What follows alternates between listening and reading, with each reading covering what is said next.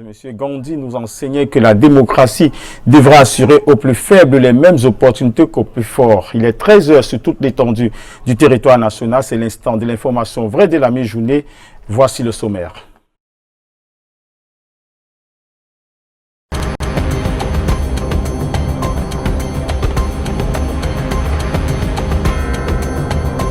Un gang de présumés bandits de grand chemin tombé dans les filets de la gendarmerie nationale. Cette bande sémait la terreur à Yaoundé au quartier Mbala 3. Les détails dans cette édition du 13h. L'affaire Laurent Gbagbo, Charles Blé Goudé rebondit à la CPI. Le procureur fait appel à l'acquittement prononcé en faveur de l'ex-président ivoirien et de son ministre. Une attitude à comprendre à l'approche des prochaines échéances présidentielles de 2020. En sport, reprise du prestigieux championnat, la Champions League débute ce jour et affiche 8 rencontres. 4 Camerounais seront de la partie cette journée et vont faire flotter le drapeau camerounais.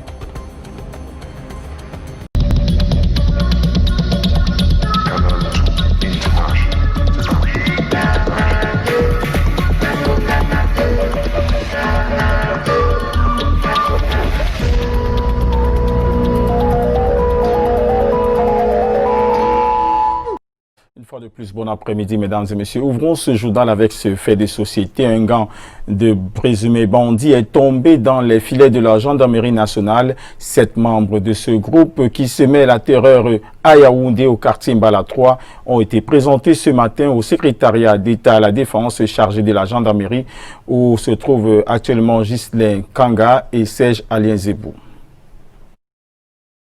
Les populations de Mbala 3 à Yaoundé vivaient sous la loi de ces 7 présumés malfrats. Vol à l'arraché et à main armée, braquage à répétition. Le but de ces jeunes, dont l'âge varie entre 15 et 20 ans, était de faire de ce quartier un enfer. Ils disent même que cela était parce qu'ils disent qu'ils vont transformer le quartier en Amazonie. C'est eux qui doivent commander ce quartier. Soit les enfants, quand on est au quartier ensemble, c'est-à-dire on ne peut pas imaginer qu'ils sont en train de faire des trucs pareils. Commencer à battre sur nous, comme vous voyez, c'est un peu ça. Un habitant qui en avait ras-le-bol a alerté les éléments de la gendarmerie qui ont par la suite engagé une opération. Grâce au renseignement des populations et aux capteurs que nous avons sur le terrain, nous avons mené une première opération jeudi en matinée. Cette opération a permis de mettre la main sur 5 jeunes hommes appartenant à ce gang.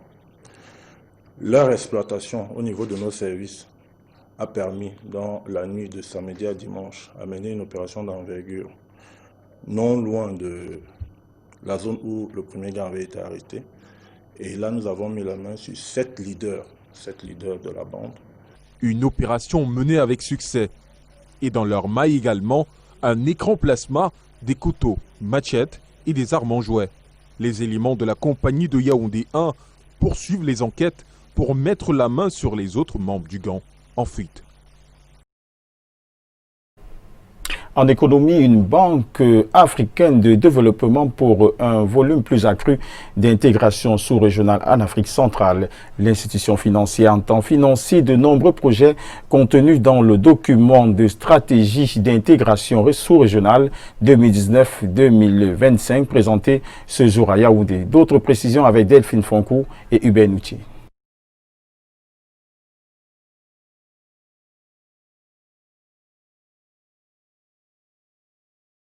Nous y reviendrons dans nos prochaines éditions. Poursuivons cette édition du 13h avec la gestion budgétaire plus efficace au Parlement. Une délégation d'experts de l'Union européenne en renfort à la Chambre basse. Les membres de la Commission des finances et du budget ont échangé hier le temps d'une séance de travail présidée par le président de cette Chambre. Les précisions avec Delphine Fonkou et Serge Alien-Zebou.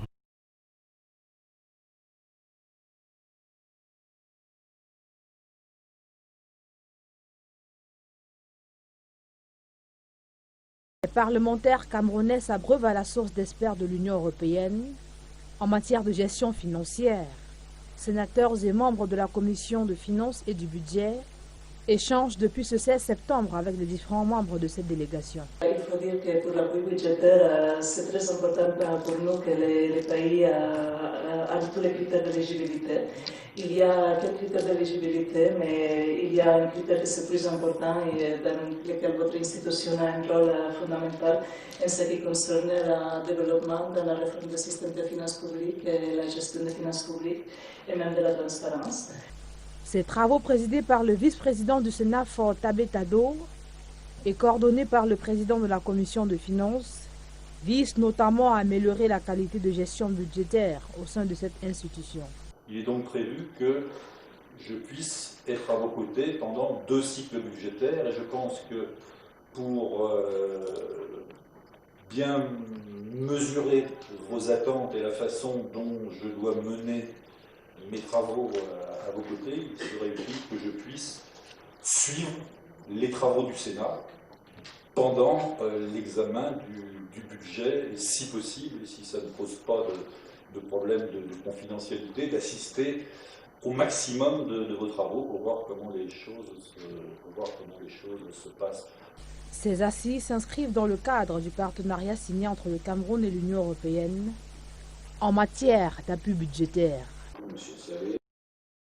Venons sur cette information en économie, une banque africaine de développement pour un volume plus accru d'intégration sous-régionale en Afrique centrale. L'institution financière entend financer de nombreux projets contenus dans le document stratégique d'intégration régionale 2019-2025 présenté ce jour à Yaoundé. D'autres précisions avec Delphine Fonkou et Hubert Noutier. L'Afrique centrale, c'est une économie peu diversifiée, des ressources forestières et minières peu exploitées, des opportunités qui permettraient de booster l'intégration sous-régionale et améliorer les conditions de vie des populations. C'est le cas par exemple de la République centrafricaine qui aujourd'hui demande à être véritablement désenclavée pour créer plus d'emplois à ces jeunes. Quand je parle d'un pays comme le Tchad, le mien, 14 millions de cheptels bovins qui pourraient être exportés dans la sous-région et permettre à notre économie d'augmenter le taux de change qui est en moins de 3%. Il faut donc créer de la richesse à travers le document de stratégie d'intégration régionale 2019-2025. Présenté ce 16 septembre à Yaoundé, la Banque africaine de développement entend financer 30 nouvelles opérations. La Banque africaine a choisi donc d'allouer 4,4 milliards de dollars à la réalisation de ces infrastructures qui vont permettre de construire le pont sur le Logone entre Yagua et Bongor, qui vont permettre de construire le corridor entre Brazzaville et Yaoundé, le pont sur le Ntem. Cette stratégie qui repose sur 2 piliers vise l'appui aux réformes et le renforcement des structures de la sous-région. Le résultat, c'est d'aller à un rythme d'intégration mesuré par le volume du commerce intra-régional qui se situe autour de 2% par rapport à une moyenne africaine de 14%. Nous voulons porter ça à 6% à l'horizon de 2025. Approuvé par le conseil d'administration du groupe de la Banque africaine de développement le 29 mars 2019, cette nouvelle stratégie permettra de soutenir la diversification économique et la transformation structurelle à travers l'amélioration du commerce intra-régional. Le Centre des Nations Unies pour le droit de l'homme et la démocratie en Afrique centrale célèbre aujourd'hui la journée internationale de la démocratie, une célébration tombée dimanche 15. Une rencontre débat a été organisée à cet effet et il est question d'apprécier le processus démocratique au Cameroun en 2019. Luc Vondor et Yanis Kanga sont sur les lieux et nous parlent de cette rencontre. Bonjour Yanis. Bonjour Robert, c'est sous le thème participation et inclusion, quels enjeux pour la démocratie que se célèbre aujourd'hui la journée internationale de la démocratie. Nous sommes ici au hall du Centre des Nations Unies pour les droits de l'homme et la démocratie en Afrique centrale. Il est question de marquer cette célébration d'une pierre blanche en amenant les femmes, les jeunes, les populations autochtones, les personnes vivant avec un handicap et les personnes vulnérables à participer massivement au processus électoral. Pour en parler, nous avons à nos côtés M. Yomeni Paul Guy. Il est coordonnateur national du réseau camerounais des organisations des droits de l'homme. Bonjour. Bonjour madame. Paul Guy Yomeni, quels sont les enjeux de cette célébration? Cette célébration arrive au Cameroun dans un contexte où début de l'année prochaine, il y aura l'organisation des élections législatives et municipales, ainsi que des élections régionales. Et comme vous le savez, le code électoral au Cameroun avait bien précisé que les listes électorales pour ce qui concerne les législatives et les municipales doivent tenir compte de la composante sociologique. Or, vous savez, il est encore attendu qu'il y ait un décret d'application pour préciser le contenu de cette composante sociologique. Et dans un pays comme le nôtre, où la population est à majorité jeune, où il y a un très grand nombre de femmes, malgré le fait qu'on soit encore seulement, si vous le permettez, à 30% de femmes élues députées, on souhaite une participation davantage massive des femmes et des hommes, ainsi que les personnes handicapées, parce que jusqu'ici, dans notre Parlement, il n'y a aucune personne handicapée qui siège, même si au Sénat, on a un sénateur suppléant qui a été nommé par le président de la République. On souhaite que ces différentes catégories de population soient davantage intégrées à la gestion des affaires publiques au Cameroun. Merci Paul Guillaume Meni. Il est coordonnateur national du réseau camerounais des organisations des droits de l'homme. Comme vous pouvez le constater en arrière-plan, les échanges se poursuivent. Il est question de voir dans quelle mesure faire participer toutes ces composantes sociales que nous avons citées aux processus électoraux qui arrivent. Ici, au Centre des Nations Unies pour les droits de l'homme et la démocratie en Afrique centrale, nous sommes Luc Vondo et Janice Kamga pour Canal 2 International. Merci Yanis Kamga. Le Cameroun se joint à la communauté internationale pour célébrer la journée internationale de la protection de la couche d'ozone. Le ministre Elie Pierre de l'Environnement, de la protection de la nature et du développement durable a présidé hier les activités marquant cette célébration. Le compte rendu est de Maëva Nouga et Luc Vaudon. 32 ans que le Cameroun lutte pour la préservation de la couche d'ozone. C'est 32 ans de sensibilisation dans l'optique d'atténuer les dégâts. Le gouvernement camerounais est conscient des effets néfastes des gaz à effet de serre sur la santé des populations.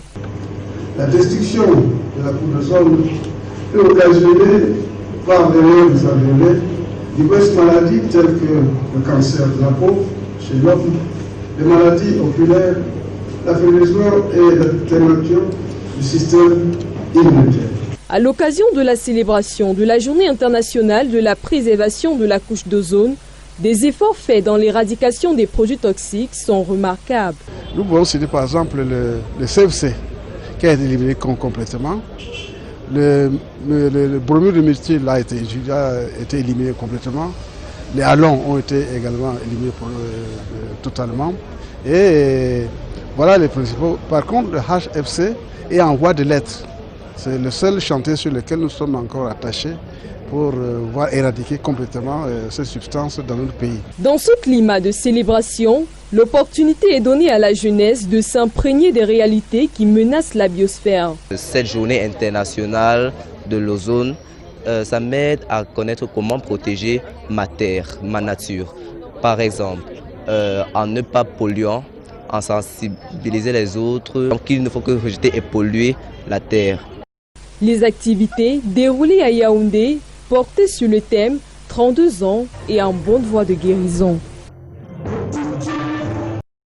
Transférer un courrier dans le septentrion en moins de 4 heures, ceci est désormais possible avec le nouveau service fret mis sur pied par la Camerco. Le service Camerco Express Courrier vient d'être présenté aux clients et aux différents partenaires.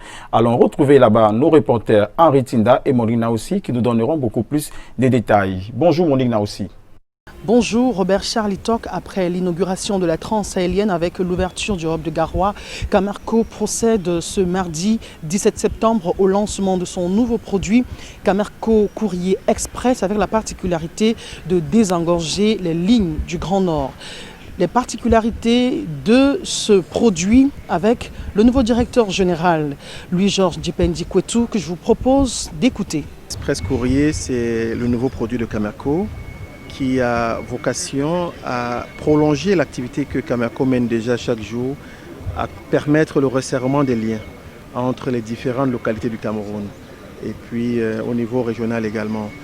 S'agissant spécialement du Camerco Courrier Express Courrier, il a pour objectif de permettre aux entreprises, mais également aux particuliers qui le souhaiteraient, de pouvoir déplacer leurs produits d'un point à l'autre du Cameroun dans des délais très très brefs et dans de très bonnes conditions de sécurité et de sûreté. C'est un peu ce que nous voulons offrir à notre clientèle au travers de ce nouveau produit. Bien que ce soit un service innovant pour l'Étoile du Cameroun, Camerco entend s'appuyer sur des partenaires métiers à l'instar de DHL. Je vous propose également d'écouter le directeur général de DHL, Ousmane Kouetou. Mais notre avion s'arrête seulement à Douala. Or, dans la desserte du domestique, nous sommes présents dans les 10 régions. Donc, je voudrais féliciter le management de Camerco pour avoir apporté cette facilité. Camerco va faire du airport to airport. Ça veut dire qu'ils vont collecter les prix des partenaires métiers que nous sommes d'un aéroport à un autre. Alors que DHL et les autres partenaires font du door to door. Camerco ne viendra pas chez le particulier récupérer le prix. C'est la compréhension que j'ai eue. La maîtrise des charges et l'optimisation des recettes constituent l'ossature du New Deal ou la nouvelle vision des Camerco. Merci Monique Naossi. Dans la Léquier, la lutte contre le transport clandestin s'intensifie. La délégation départementale des transports vient de lancer un examen spécial de permis de conduire. Et là-bas, les jeunes sont nombreux à prendre part à cette session d'examen pour obtenir le précieux sésame. Les détails avec Junior Rissin. Pour contribuer à mener la lutte contre le transport clandestin et les excès de vitesse sur nos routes, le conducteur doit impérativement être muni d'un permis de conduire. Ainsi, de nombreux jeunes à Monatélé passent l'examen pour l'obtention de cet outil indispensable pour la conduite. La loi l'interdit de conduire sans permis. Donc, mon souhait, c'est que tous les chauffeurs qui conduisent sans permis viennent faire cet examen et passent leur permis. Là, ils n'auront pas de problème en route avec les contrôleurs, les policiers. Plus de 150 candidats prennent part aux différentes épreuves de cette session du 14 septembre 2019, avec en particularité un spécial permis de conduire catégorie B. Nous avons d'abord commencé par la théorie, ensuite nous sommes en train de faire la pratique, comme vous pouvez le constater. Nous avons commencé par le créneau déjà. Et ensuite, on va passer à l'entretien du véhicule et en plus en circulation. Nous avons 3 ateliers, le créneau, la circulation et l'entretien du véhicule. Organisé par la délégation départementale des transports de la Léquier, cet examen vise à bâtir des conducteurs responsables sur nos routes. Vous connaissez un peu le fléau que nous avons avec les accidents de circulation. C'est pourquoi nous mettons un accent sur l'obtention du permis de conduire. Donc, je vous remercie. Notre hiérarchie nous a demandé d'être ferme parce que le transport clandestin traîne avec lui certains fléaux, comme par exemple les accidents de circulation. Les 9 arrondissements du département de la Léquier ont pris part à cet examen avec la collaboration d'une dizaine. En santé, nous parlons d'une maladie rare dans ce journal, mais qui fait l'actualité. La maladie d'Alzheimer est au cœur des échanges depuis ce matin. À comprendre cette maladie, autour de la table sont assis experts et hommes des médias. Parmi eux, nos reporters Aimé Moukoko et Stéphane Binac nous font le point en direct de l'Institut français de Douala. Bonjour Robert Charles Itok, nous sommes en pleine séance pour l'initiative de l'ACMA qui entend, n'est-ce pas, lutter contre la maladie d'Alzheimer.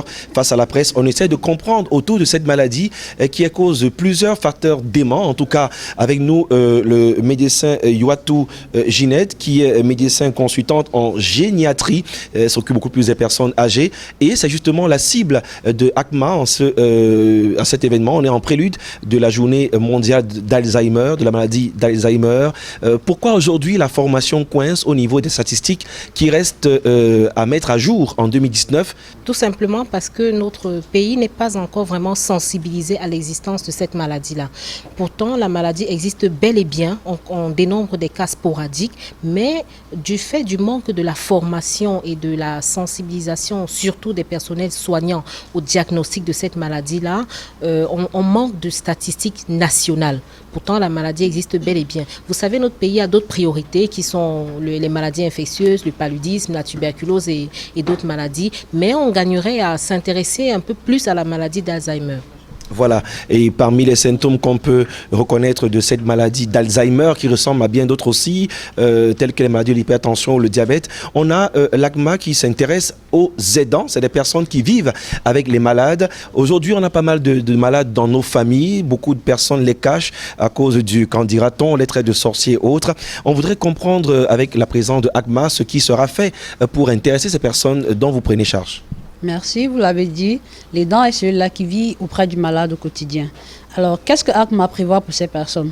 Nous, aujourd'hui, avec ACMA, nous voulons mettre sur pied un groupe de soutien pour ces personnes afin de les amener à sortir de la maison et pouvoir être capables d'amener toutes ces personnes malades vers les hôpitaux pour des consultations.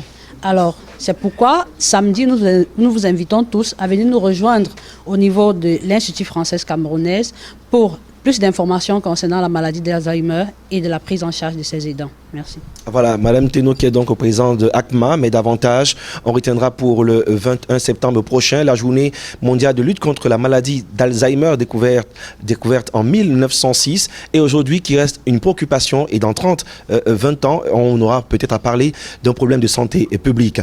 Aimé Moukoko, Stéphane Binac pour Canada International. Merci, Aimé Moukoko. Poursuivons en culture. Les acteurs des arts de la rue s'expriment au Musée national à hommage de la rentrée culturelle et artistique 2019. L'occasion leur a été donnée de penser à l'avenir de leur discipline le temps d'une conférence débat. Ils ont posé les jalons d'une organisation en fédération.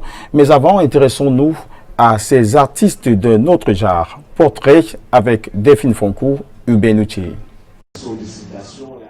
Son sac à dos ne le quitte presque jamais. Christophe Bekek-Bena est un féru des arts de la rue et particulièrement du graphisme. Une passion qui remonte à 2007.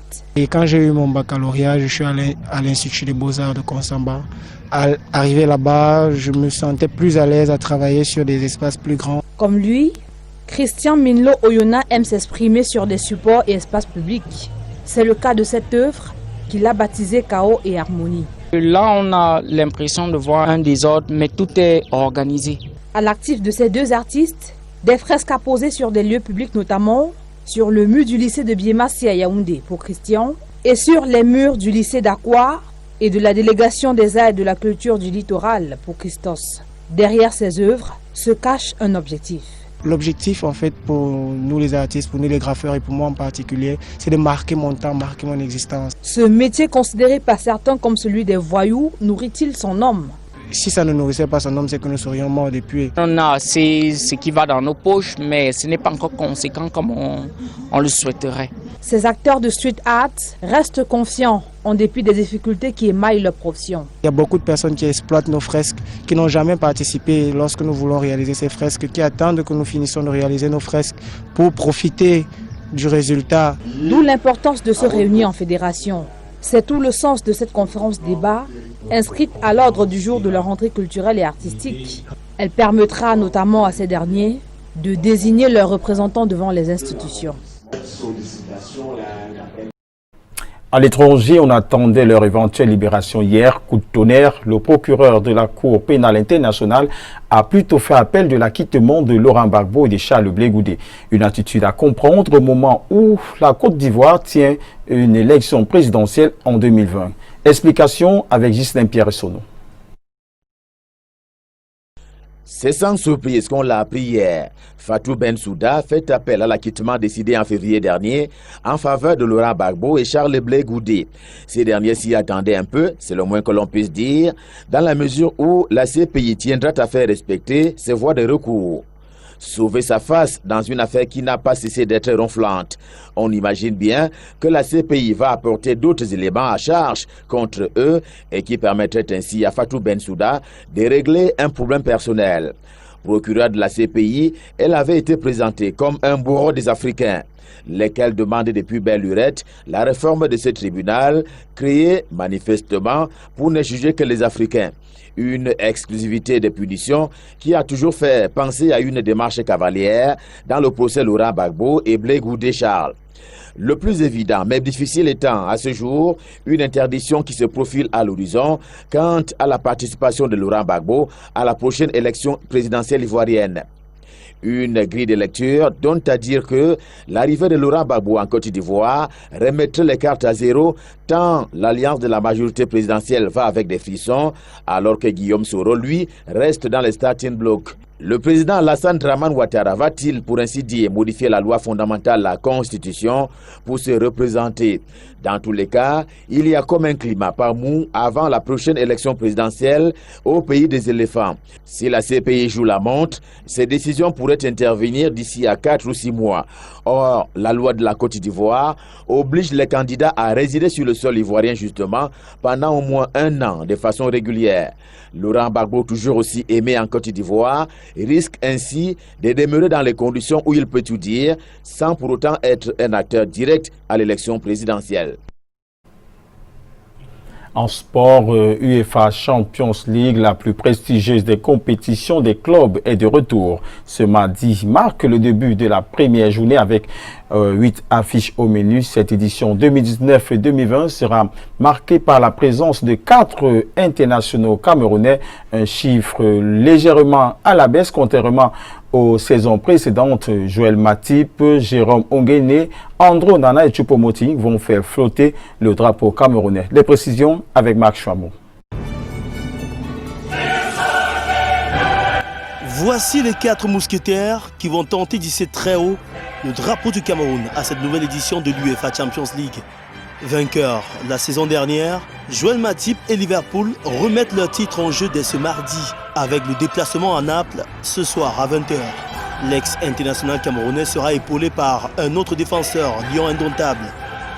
Jérôme Onguéné va découvrir la compétition sous les couleurs du Red Bull Salzbourg. Le club autrichien entre en lice ce soir également sur la pelouse des Belges de Genk. Resté aux Pays-Bas, André Onana va connaître sa deuxième édition de Champions League avec l'Ajax d'Amsterdam. Demi-finaliste lors de l'édition précédente, le gardien de but camerounais et ses coéquipiers partent favoris ce soir à 20h face à Lille. Onana, Onguéné, Choupo-Moting et les autres stars de la Coupe aux grandes oreilles sont à retrouver tous les mercredis soirs de Ligue des Champions sur Canal 2 International. Justement, ne manquez pas ce mercredi sur nos antennes l'affiche Bayern de Munich Étoile Rouge de Belgrade à 20h, prise d'antenne 19h30 avec un dispositif tout particulier des services du sport de Canal 2. Vivez donc toute la compétition de l'UEFA Champions League de la phase de groupe à la finale seulement sur Canal 2 International. Rendez-vous donc ce mercredi. Poursuivons en sport avec le championnat d'Afrique de Nambudo. Les Lions sont en cage depuis une semaine à Yaoundé. Les poulains du Shihan Serge Enam entendent de participer à cette compétition, non pas comme victimes résignées, mais plutôt comme véritables conquérants. Les détails avec Alex Nembe. Le 4e championnat d'Afrique de Nambudo va se dérouler du 2 au 7 octobre prochain à Dakar au Sénégal. L'équipe nationale du Cameroun a effectué son premier stage externe le week-end dernier dans le but de préparer cette compétition. Ils sont une dizaine d'athlètes qui ont été convoqués à cet effet par l'entraîneur national adjoint Shihan Serge Enam. L'objectif étant d'éviter les surprises car bien que le Nambudo camerounais soit le meilleur en Afrique, le niveau technique des autres pays a considérablement augmenté ces derniers temps. C'est pour cela que c'est ce qui justifie le dur entraînement du week-end dernier. Dans le premier stage externe, on retient de belles choses. La première chose, c'est qu'on va au Sénégal batailler, on n'est pas en terrain conquis. Et la seconde, c'est que on doit cravacher dur parce que les autres aussi veulent gagner. Le travail était intense par rapport aux objectifs que nous avons à atteindre. Les entraîneurs, le coach, ils nous poussent vraiment très très fort. Nous avons commencé par un travail physique le matin et puis travail technique sur le tatami ce soir. Donc le corps on est en train de réveiller le corps progressivement. Et le moral il est, on a l'habitude des grandes compétitions. Le moral est, les troupes sont motivées, c'est pas la première fois qu'on va s'y frotter. Et je pense qu'avec l'engagement qui est mis, le sérieux qui est mis des athlètes d'abord, qui sont consignés au premier plan, l'ambiance elle est bonne, elle est bonne. On va représenter le Cameroun. En ce qui concerne la préparation, le moral est là, mais il faut encore un peu travailler. Rappelons aussi que le Cameroun est détenteur du titre de champion d'Afrique de Nanbudo en dames comme en messieurs. Nos lions indomptables de la discipline si chère de Chousoke et de Yoshinao Nanbu ont en effet remporté les 3 premières éditions du championnat d'Afrique.